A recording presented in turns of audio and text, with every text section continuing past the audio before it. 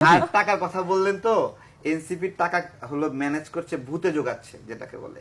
আসলে কি এক্সিস্ট করে ভূত? আপনাদের দলে কি ভূতে টাকা দিয়ে যায়? মানে আমাদের- আমার জানার আমাদের- প্রশ্ন যে এনসিপির শুনেন। জন্য ভূত কি এক্সট্রা, মানে আল্লাহ তাআলা দুনিয়াতে পাঠালো যে যেই ভূত হচ্ছে এনসিপি কে টাকা দিয়ে যাচ্ছে বাট আমজনতা পার্টিকে দিচ্ছে না, এই আল্লাহ তাআলার তরফ থেকে এই ভূত জাতির উপর কেন দ্বিচারিতা দিয়ে দিল? না, এটা তো ডক্টর ইউনূস স্যার এই ভূত ব্যবস্থা করে দিয়েছেন। আচ্ছা আচ্ছা, বুঝছেন? ডক্টর ইউনূস স্যার আমজনতা পার্টিকে কেন দিলেন না? আমজনতা পার্টি তো আরো দীর্ঘ আচ্ছা। সময় থেকে রাজনৈতিক মাঠে, খুব এই যে ভালো বলেছেন। ফ্যাসিবাদী সরকারের বিরুদ্ধে তারা রাজনৈতিক ভাবে মাঠে ছিল, সরব ছিল। তাহলে এনসিপি কে যে দিচ্ছে কিংবা এনসিপি কে দিচ্ছে, অন্য কাউকে দিচ্ছে না, এইটার আসলে তথ্য আমি আসলে মুখের আপনি কি কথা বলতে দিয়ে যাচ্ছেন চাচ্ছি না। ভূত এনসিপি কে টাকা দিচ্ছে না? অবভিয়াসলি ভূত কিভাবে টাকা দেবে? ভূত দেয় না?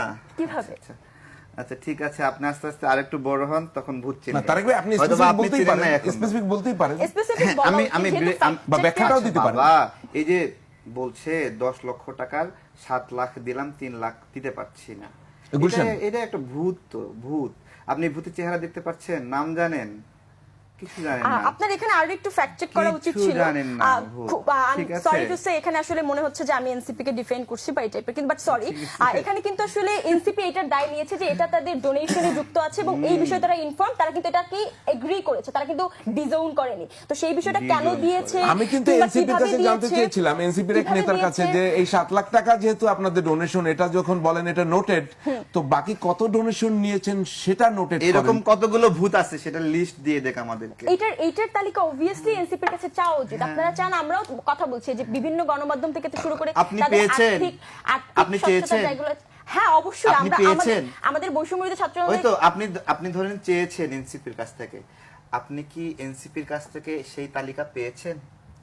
এটা তাদের কাছেই প্রশ্ন করতে হবে, তারা কেন আর না দিচ্ছে, না, তারা আপনি যে কবে দিবে চেয়েছেন, কিংবা দিচ্ছে না কেন, বলছি কিংবা আপনি যে কিভাবে চেয়েছেন করছে। সেটা কি আপনি পেয়েছেন? আরেকটা বিষয় এখানে উল্লেখ করি, আসলে এনসিপি ক্রাউড ফান্ডিং শুরু করেছে।